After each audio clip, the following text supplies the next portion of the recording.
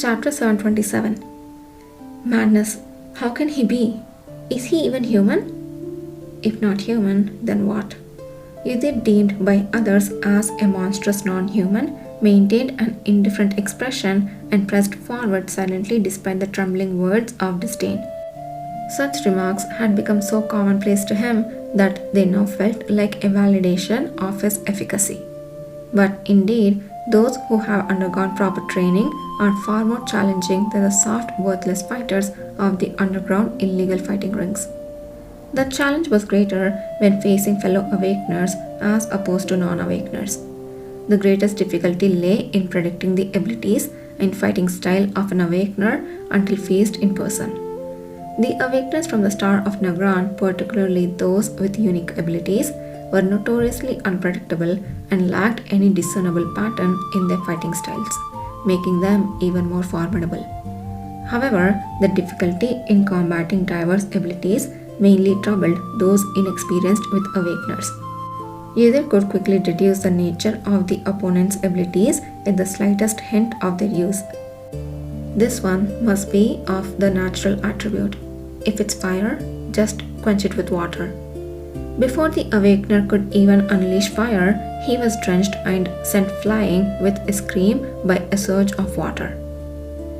Why does this one continually rely on his ability to instantaneously enhance his physique without efficiently distributing it? Even a served meal wouldn't be this easy. The physically enhanced awakener who tried to attack Yudhir from the side was effortlessly struck in a weakened vital spot by his casually swung scabbard and fell backwards. Another awakener, crouching behind and morphing into a winged beast, charged at Yudhir. But as soon as Yudhir twisted his scabbard between the creature's wings, the attacker collapsed unconscious. What kind of monster are you? He wields sound control. Impressive. But try screaming while swallowing a dust storm. The one causing turmoil with his piercing screams, making his comrades struggle, was promptly overwhelmed by Yudhir's wind-conjured dust, coughing miserably before collapsing from a scabbard blow. The abilities of the awakener, though seemingly unique at a glance, ultimately stemmed from the same human origin and shared similar vulnerabilities. The awakeners from the Star of Nagran, intent on targeting the renowned Yudhir Ale, was astounded by his rapid, mechanical-like precision, which left them incapacitated. Kishir La-Or, who induced a ghost-like fear by never allowing an attack with his mysterious power, was different from Yudhir Ale, whose power, although clearly visible, was unavoidably terrifying. Who called them the indulgent and incompetent Duke Paleta and his toy-like cavalry? Don't know who, but clearly not someone who actually faced them. His mere existence posed a threat like a weapon, causing the enemy's morale to wane steadily. This was no mere fight of a 20-year-old youth. Those who have underestimated him as an equal awakener experienced a daunting disparity in skill and an inexplicable maturity, stirring both awe and fear.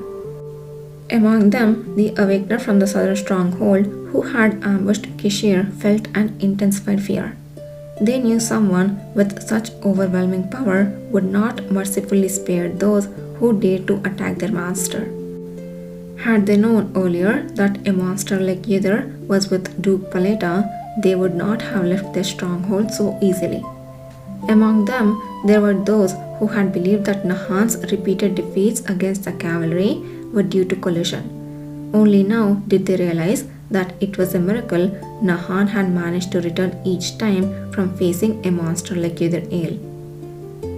That guy awakened around the same time as us, but what accounts for this difference? The cavalry had been formed barely a year ago. Even if he had awakened earlier, he had only gained his powers about 2 years ago. How could he fight like this? As fellow awakeners, they were even more acutely aware of Yudhir Ale's absurd strength. Those who possessed similar attributes of power felt it even more intensely. Those who had been smug about their strong abilities and those who had underestimated the young Yudhir were all equally shocked, as if their world had been turned upside down. This can't be. The sage who had sent them here had not warned them about the strength of the cavalry. Having already experienced a group of awakeners in the Star of Nagran, they thought a second encounter would be no different. But this was nothing like that.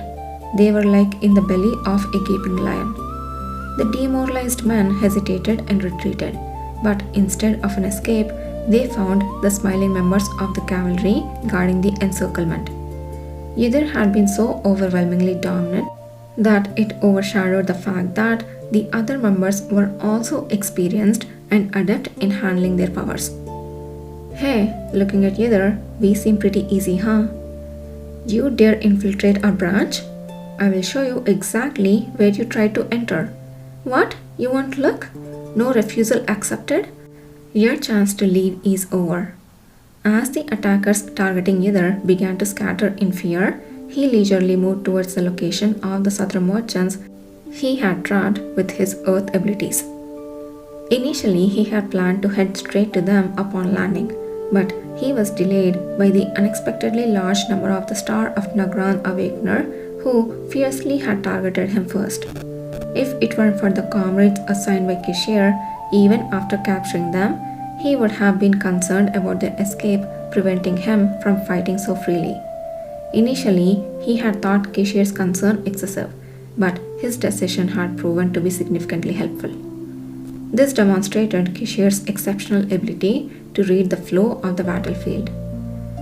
He must have predicted how I would fight and who I would target first, maybe even more accurately than I could. It's not pleasant to know that others can predict one's actions. Being predictable means being vulnerable to defeat at any time. But if the other party was Kishir, it was different. Far from being displeased, Ydir felt a sense of gratification and slightly lifted his head. He felt as if he caught Kishir's gaze from a distance. It was probably true. Even though Kishir's face was hardly visible from such a distance, Ydir could clearly feel those red eyes not missing a single move of his. A warm heat overflowed in his heart. However, separate from that, the crack that hung over their heads still remained, maintaining its ominous appearance. I'm not sure if it's just my imagination, but it seems to have grown larger than before. Ydir! As Ydir frowned and tried to observe the crack more closely, one of the members holding the southern merchant called out. Ydir resumed his steps and headed towards them.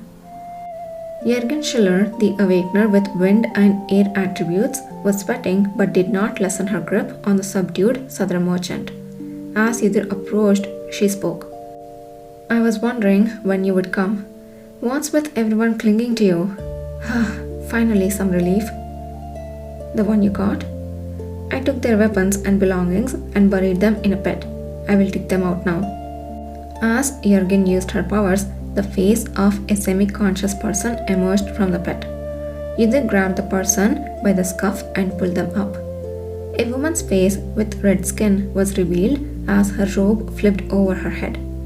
Her short hair framing her vaguely focused eyes, shimmering with an indiscernible emotion. It was a chilling gaze, but Ydir couldn't have come this far if he was afraid of such things. Jürgen, standing beside him, was not frightened either, whistling while inspecting the confiscated weapons. Ydir, still holding the woman by the scuff, looked straight into her eyes and asked, That crack, it's your doing, isn't it? ... How could humans have caused such a crack? ... No matter what he asked, no answer came.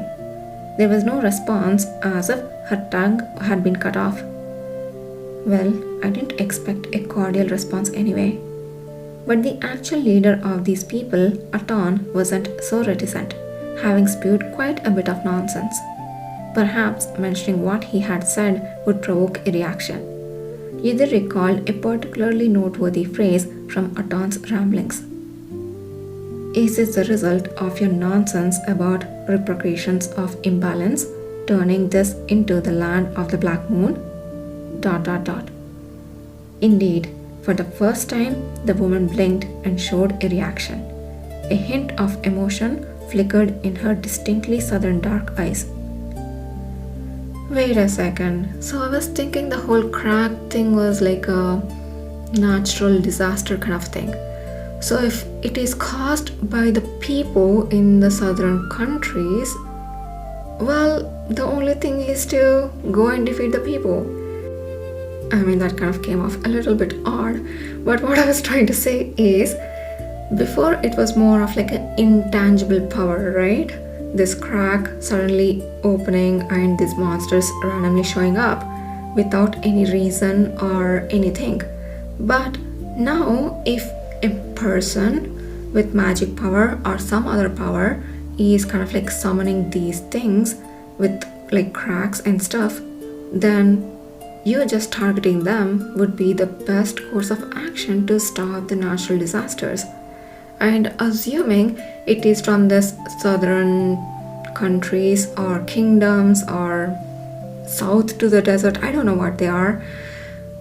If they are doing this to repeat the Great Sand War that happened like 1,000 years ago to kind of like overtake what is above the desert, it seems natural, right? They want to instill fear. There is already so much internal stuff that's happening, and now they are kind of like parasites invaded already so many years before with like drug dealings, all these illegal stuff, gambling, and kind of like pulling all the prominent nobility into bad habits, so causing that civil unrest as well as these natural calamities which nobody will literally point to a person. They will not say an earthquake happened because of one person. They will just think something is wrong. So it's their power. They will get this ultimate power trip of controlling the empire as well as all the other nations and acting like, okay, now we will bring this black moon or whatever the hell and oppress the sun god. Okay, I rambled a lot. Let's move on.